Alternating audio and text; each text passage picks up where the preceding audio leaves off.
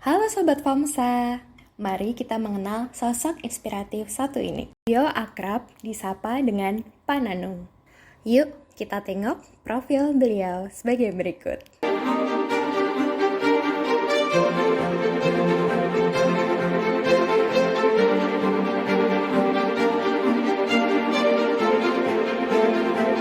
Sekarang kita lihat pencapaian dan alasan beliau yang menjadi sosok inspiratif.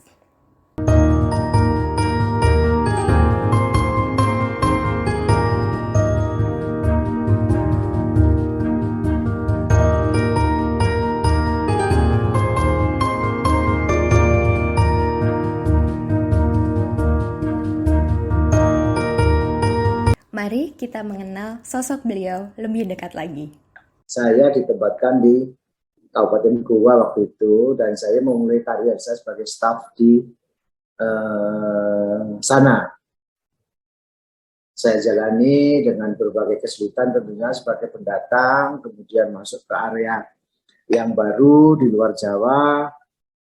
Kita bisa pelan-pelan bergaul, kemudian bekerja bersama, dan saya memang ditugasi untuk di teknis, staf teknis yang waktu itu berkecimpung dalam kegiatan Indes Peningkatan Jalan Kabupaten. Salah satu hal yang kita dapatkan adalah kita menghadapi satu dunia pekerjaan yang berbeda jauh dengan apa yang kita dapat di sekolah. Walaupun sebenarnya Om sudah pernah kerja di konsultan ya, tapi ini kerja di pemerintahan yang sangat berbeda.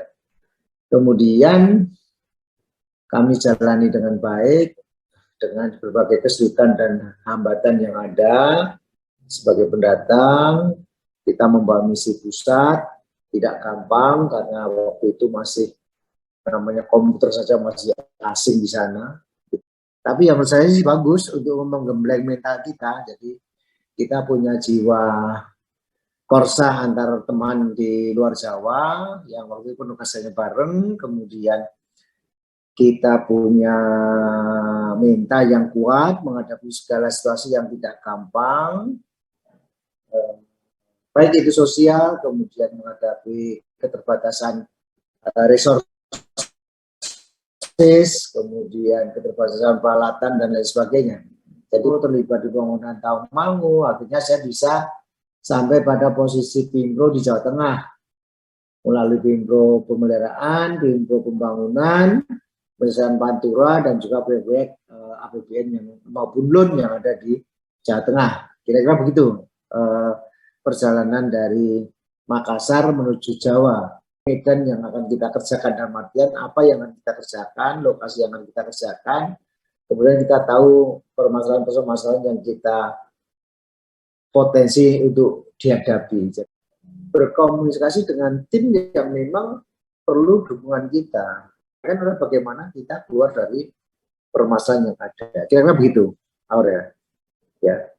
Jadi menyelesaikan masalah, bukan kita menambah masalah. Itu intinya itu saja. Orang staff.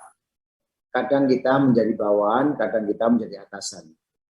Di mana saja kita akan ketemu selama kita masih bekerja pada lingkungan yang sama. Nah, prinsip ini harus kita kembangkan pada diri kita, bahwa ketika kita diberi suatu amanah atau tanggung jawab, maka kita harus bertanggung jawab pada hal yang diberikan oleh pimpinan.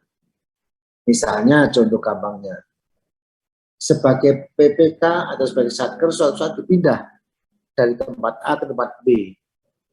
Ya jangan pernah ngomong bahwa itu kan urusannya yang kemarin, tidak bisa. Karena kita bicara ada institusi. Jadi kalau ada surat dari pajak misalnya, yang disebut itu bukan Pak Nanung atau bukan Aurel, tetapi yang disebut adalah PPK bla bla bla bla atau Saker bla bla bla bla. Sehingga yang bicara institusi. Nah, ini kita harus bisa mengelola. Kalau kita selesai pindah ke tempat lain yang memang banyak masalahnya, berarti pimpinan tahu bahwa kita mampu menyelesaikan masalah. Yaitu kita selesaikan. Jangan kita menunjuk, oh itu kemarin. Misalnya, temuan pemeriksaan. Temuan pemeriksaan pada tahun 2022 misalnya, kan belum tentu diselesaikan pada 2022 itu. Mungkin saja diselesaikan baru 2023 atau itu multi years. Nah, kalau kita tiba-tiba di tengah-tengah kita dipindahkan pada tempat itu, apakah kita bicara itu yang lalu? Tidak. Kita bicara institusi, bahwa kita bicara sebagai ya atau sebagai satker. Nah, supaya tidak miss, maka kita laporkan ke atasan. Ini ada ini, Pak.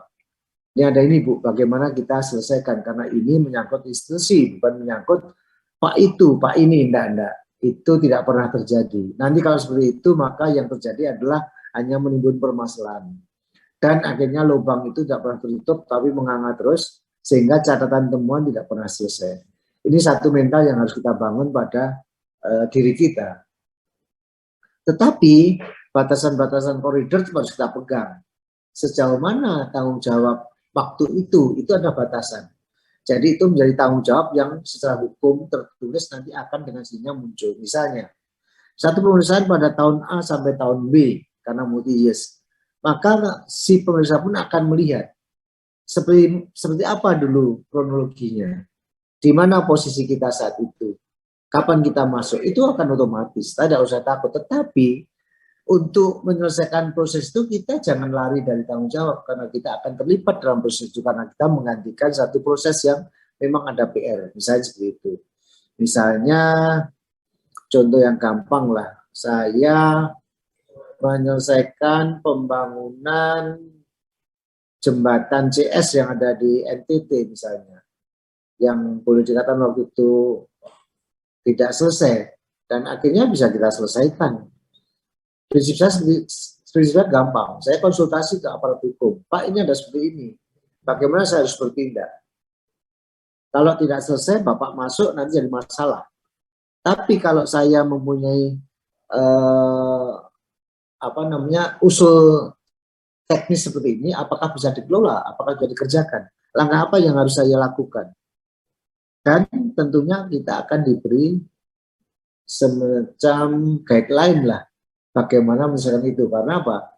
Penyelesaian akan lebih bermanfaat daripada kita meninggalkan pekerjaan yang tidak selesai. Nah, contoh-contoh ini sebenarnya tes bagi orang yang mau bekerja dan tidak. Kalau tidak mau bekerja, ya sudah diam saja, hanya pegang DIPA saja. Mana DIPA tahun depan, mana DIPA tahun depan. Nah, ini yang tidak baik, menjadi sebuah mental yang nanti tidak bagus juga. Banyak sebenarnya masalah. Saya punya pengalaman sedikit untuk menyelesaikan masalah-masalah yang tinggalan, tapi saya tidak pernah mengusik siapa yang meninggalkan. Tetapi masalah itu saya selesaikan dengan baik, dengan prinsip bahwa nanti kalau saya diganti, saya juga tidak akan meninggalkan masalah di kemudian hari. Kira-kira seperti itu, Aurel. Nggak gampang sih mental seperti itu. Kemudian bagaimana kita menghadapi staff itu sama dengan kita, makannya juga nasi putih, lauknya juga sama kalau kita di kantor, nggak ada bedanya. Nah, dari situlah kita bisa menempatkan diri kita secara kemanusiaan ataupun secara humaniora untuk bergaul, baik itu sebagai manusia sesama ataupun sebagai pimpinan. Nggak usah ragu. Oh iya, ya, itu kunci. Kita bekerjanya total, kita tulus, kita membantu aja lah. Membantu dengan baik. Nah, itu aja kuncinya, membantu. Membantu itu membantu menyelesaikan masalah, membantu mengurai masalah, membantu komunikasi yang baik antar teamwork. Jadi kita tidak pernah meninggalkan mereka. Jangan meninggalkan mereka di saat sulit. Kita harus tahu kesulitannya apa. Ya, gitu aja. Sederhana sebenarnya. Kalau kita mau berpikir jernih ya, di kehidupan pegawai itu kita harus sadar bahwa kita seorang staf yang harus loyal ke pimpinan, tetapi kita juga punya prinsip terhadap pekerjaan yang kita jalankan. Dan di saat-saat seperti ini sekarang semuanya harus hati-hati. Semua koridor harus kita pelajari. Kalau mau melakukan A, koridornya apa, makan B, koridornya apa. Tapi jangan membuat takut mengambil keputusan. Karena seorang PPK, seorang satker adalah pengambil keputusan yang paling pertama di jajaran beliau. Setelah itu baru kepala balainya. Kira-kira begitu.